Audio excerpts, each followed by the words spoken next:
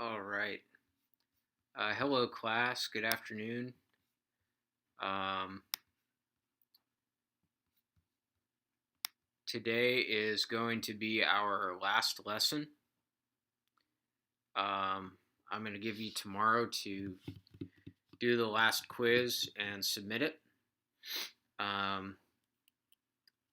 We'll have a meme review on Friday if anyone submits any memes. There haven't been any memes submitted, as far as I can tell.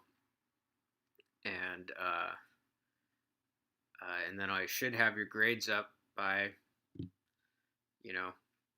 probably by Monday at the latest. Hey Sebastian, hey Ava, thanks for watching. Hey Elena. I really appreciate those of you who are staying dedicated to learning. I think it's really cool that you're able to have that kind of discipline. Good for you guys. Hello Will, hello Brenna, hello Goldie, hello Izzy. It's weird. I have on my screen here, I have a thing that says concurrent viewers, and it's been inaccurate for the past few weeks. So, I mean, it's telling me that only 5 people are watching, but I think more than 5 distinct people have commented. So, I guess that's good. Hey, Andrew. So today's lesson is going to be qualitative, and relatively short. We're going to talk about something called cosmology. Okay, and that is the study. Let me try to focus this a little more. That is the study of the universe as a whole.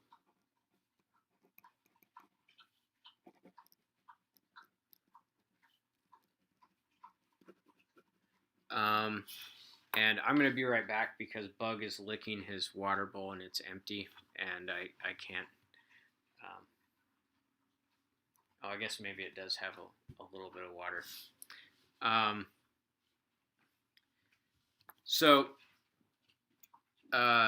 All right.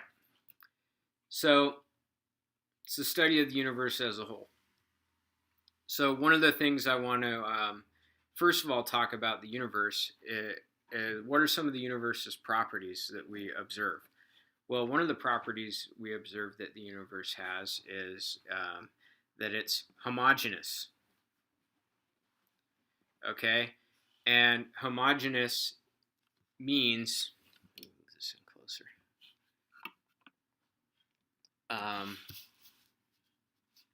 Homogeneous means that the universe is the same at every location.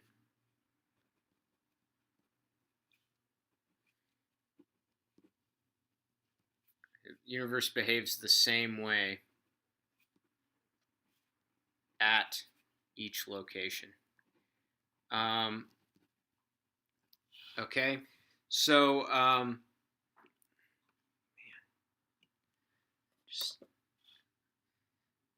it's like the quality of my camera has gone down for some reason. It just won't focus completely.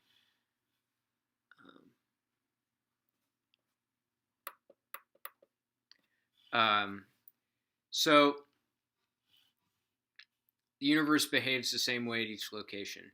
That's really important. It means that the physics that we see here in this galaxy, it's the same laws of physics that we see in other galaxies. Okay, every galaxy has the same laws of physics.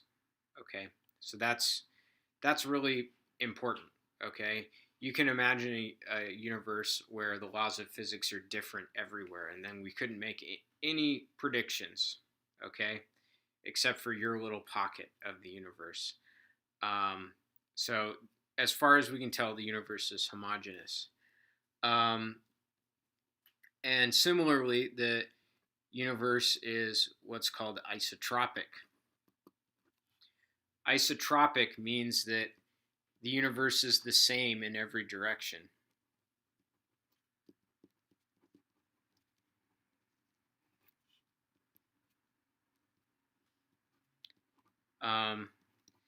And it kind of,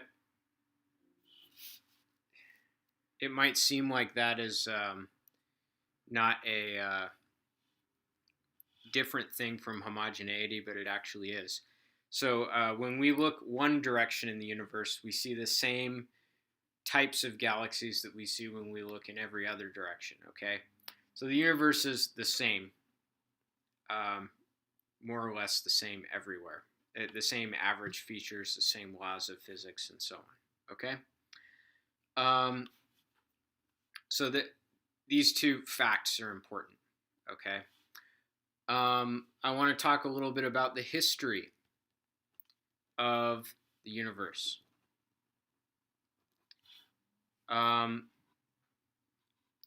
So we believe that the universe started with an event called the Big Bang. Okay? And so in the Big Bang, the universe was created as we know it. And a lot of people think the Big Bang as an explosion, which it was an explosion, but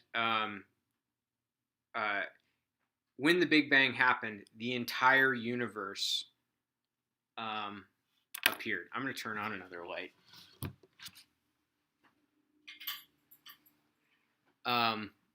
When the Big Bang happened, the entire universe appeared, and it was already infinite. Okay, the universe was already infinite. The moment the Big Bang occurred. Okay.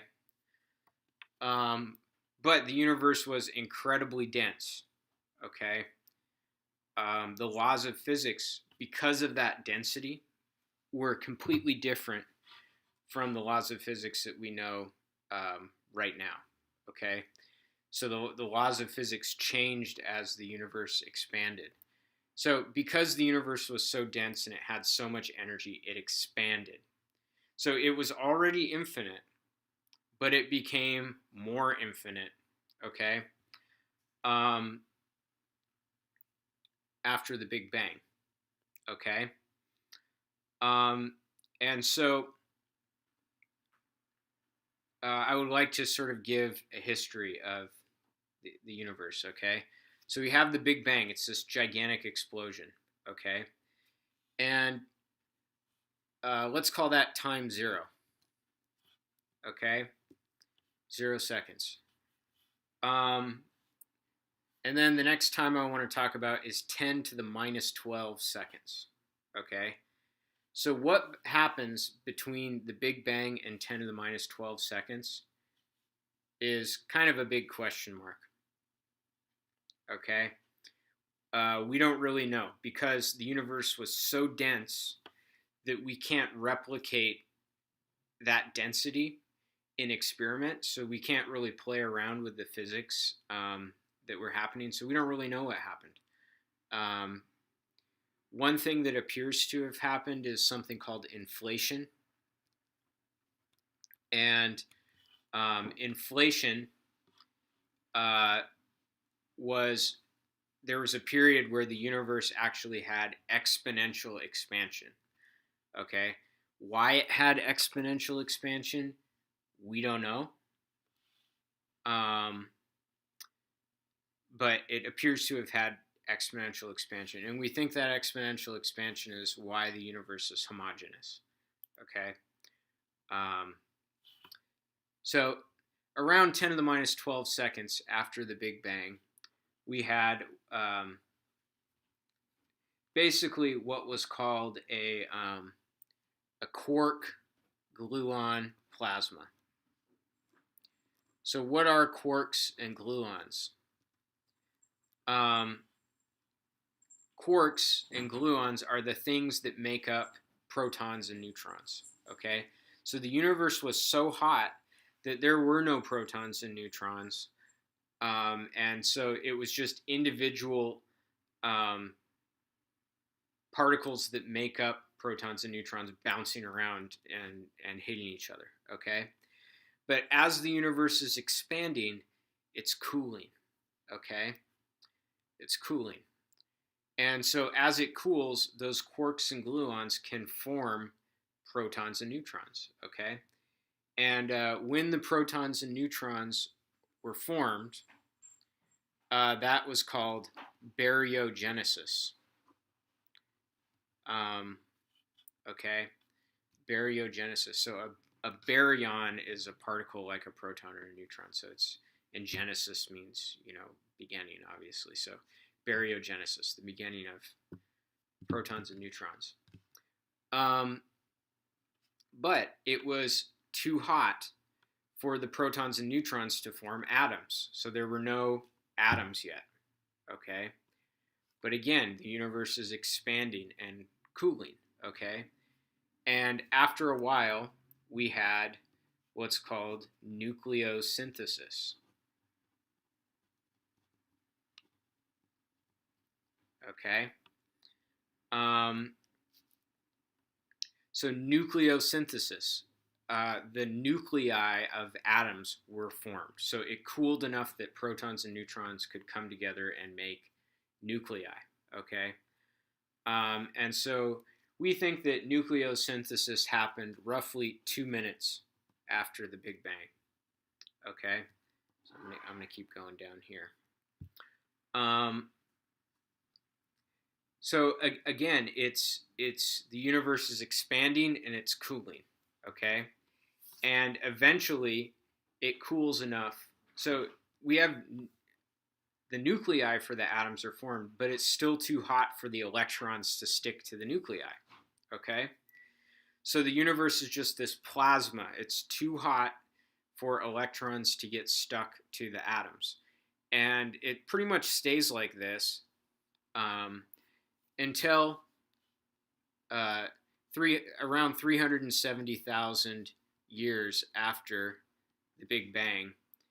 And then we have the first atoms forming. So there were no atoms in the universe until 370,000 years after the Big Bang. Okay. All right.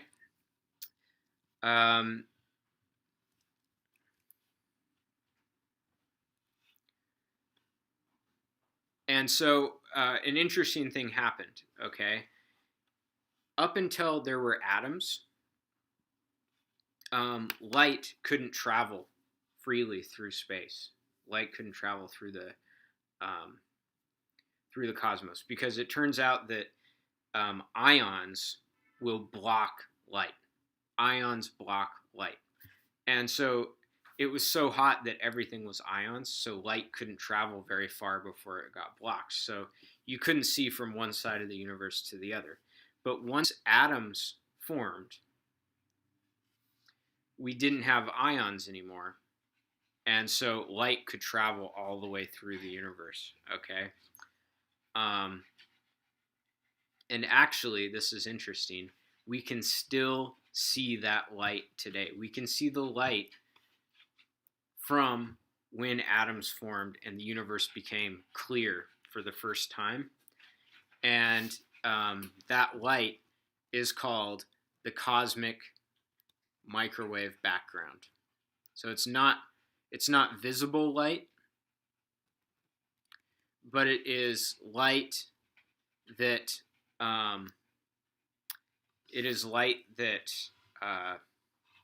is in the microwave part of the spectrum, and it's everywhere, and it's the same in every direction. So it's isotropic. All right.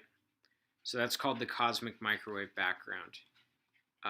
Someone won a Nobel Prize when they discovered it. Okay. It's basically the leftover light from the Big Bang. And it's one of the major pieces of evidence for the Big Bang. Okay. And then roughly 1 billion years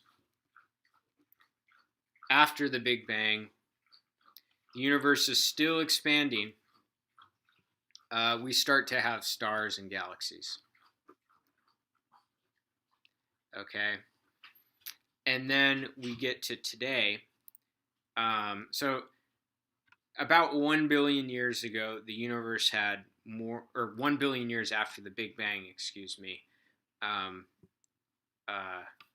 the universe had more or less the same physical properties that it has today. Today is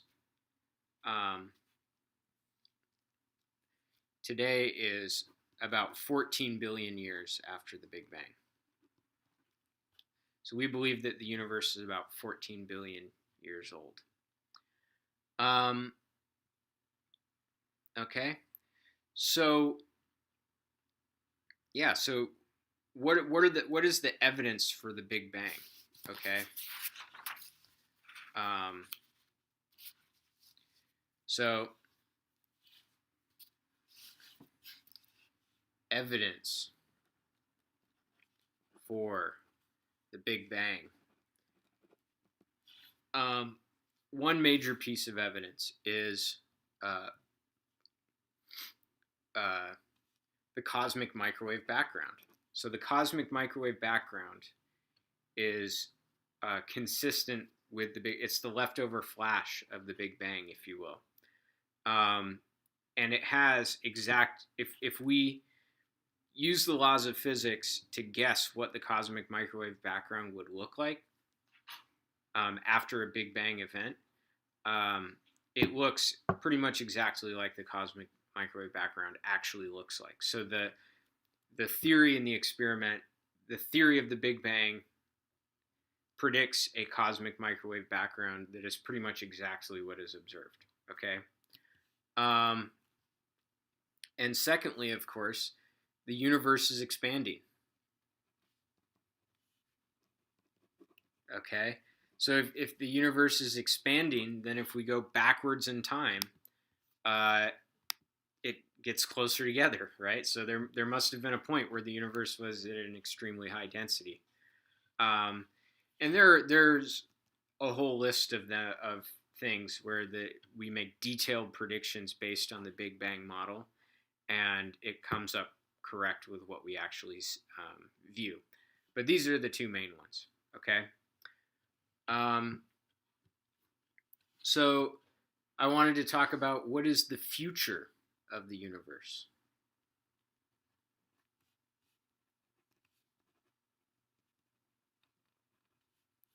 Okay. One of the things that cosmologists like to do is they like to do a graph of the size of part of the universe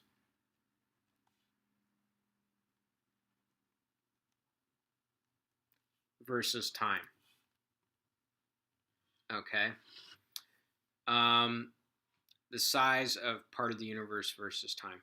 So what I want you to think about is that, remember, after the Big Bang occurred, the universe was already infinite. Okay. But it has become more infinite. So I like to think about it like a fabric. Okay. You have this fabric, and as the universe expands, so the fabric is already infinite. Okay.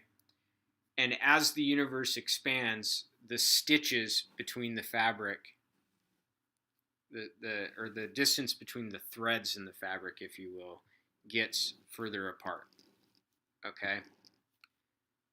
So it's still an infinitely large piece of fabric, but the distance between the threads are increasing. Okay? So when I say the size of the universe, I really mean the distance between two threads. What's happening to the distance between two threads as time goes on? Okay.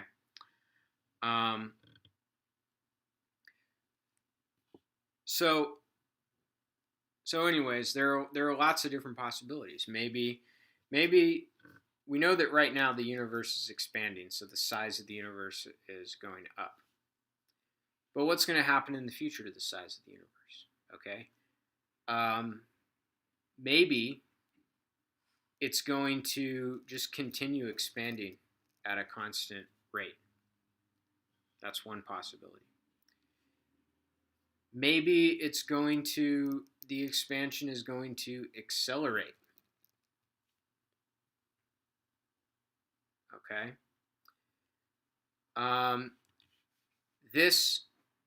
if this were the fate of the universe, this fate is often called the Big Rip.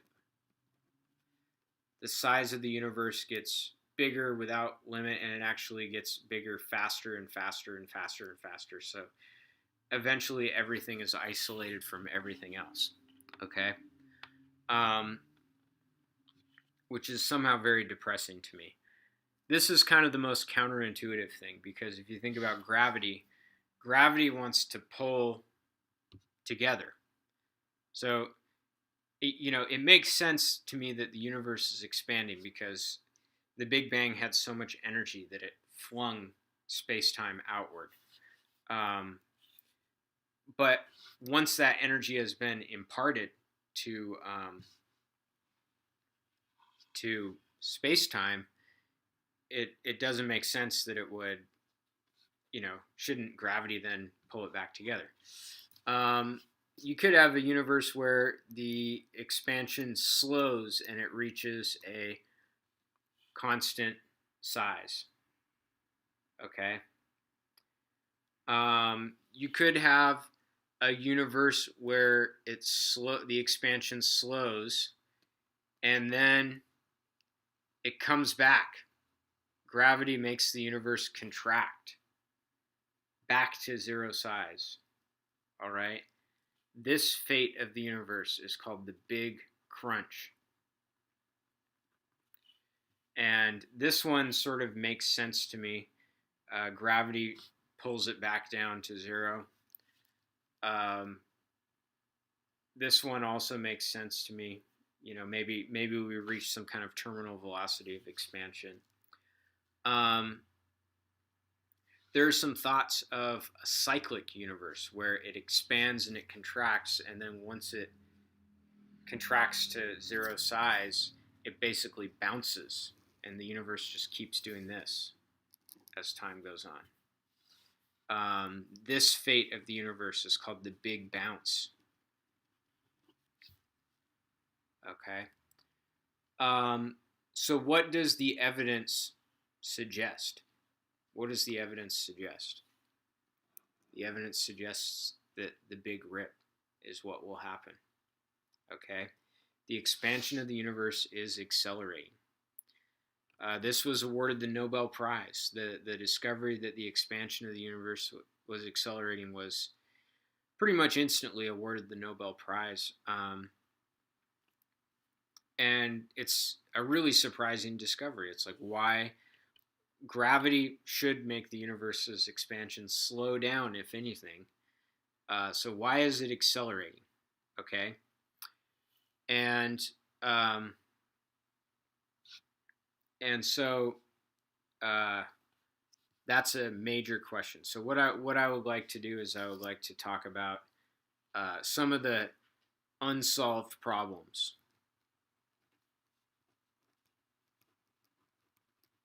in cosmology.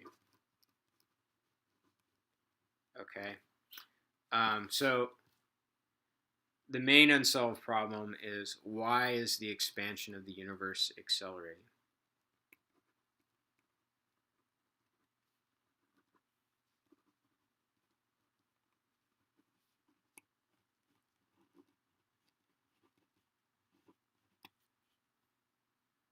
Okay.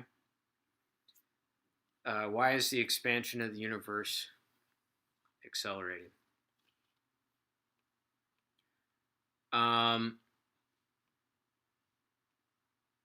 So that's a big thing, okay?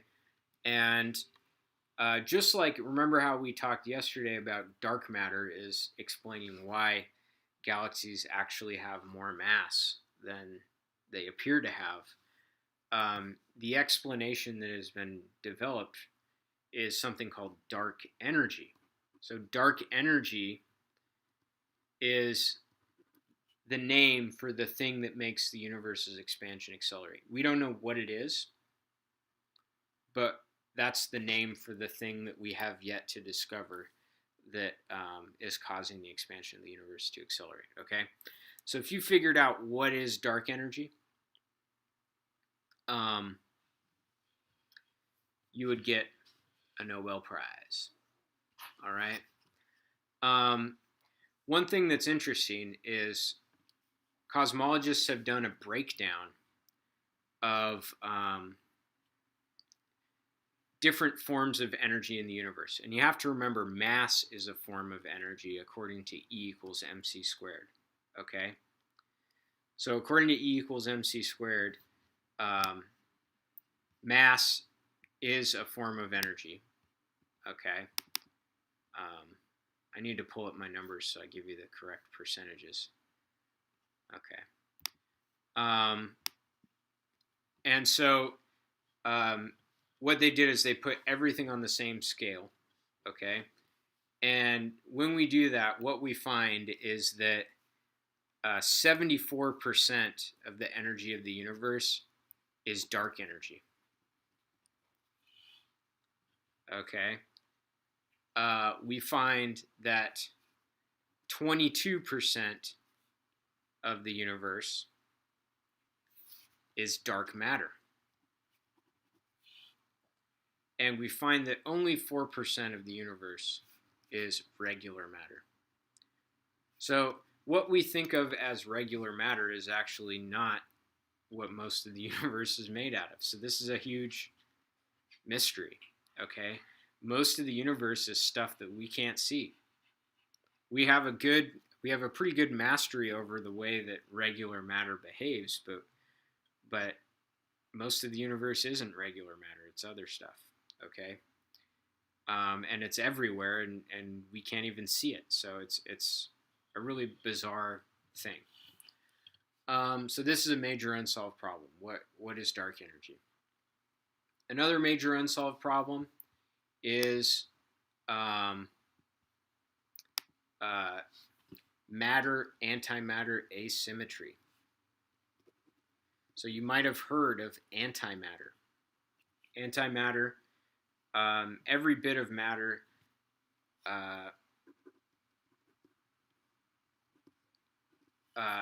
so for example, for an electron, there's something called an anti-electron. For a proton, there's something called an antiproton. So what are the properties of antimatter? Well, antimatter has opposite charge. It has the same mass, but opposite charge. And I'm getting a phone call from Claremont Unified. I'm going to answer it. Let's see. Hello?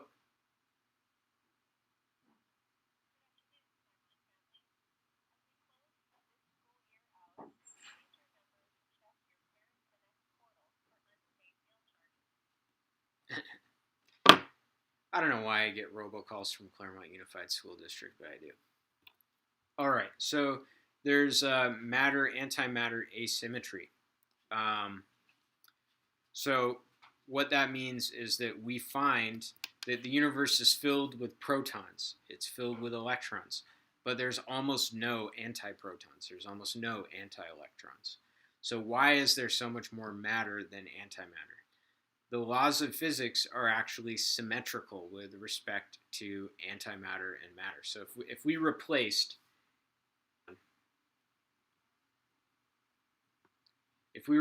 every proton with an antiproton and every electron with an anti-electron, the universe would behave the exact same way. The universe would behave the exact same way. All right? So that's a big mystery. All right, well, that's my brief introduction to cosmology.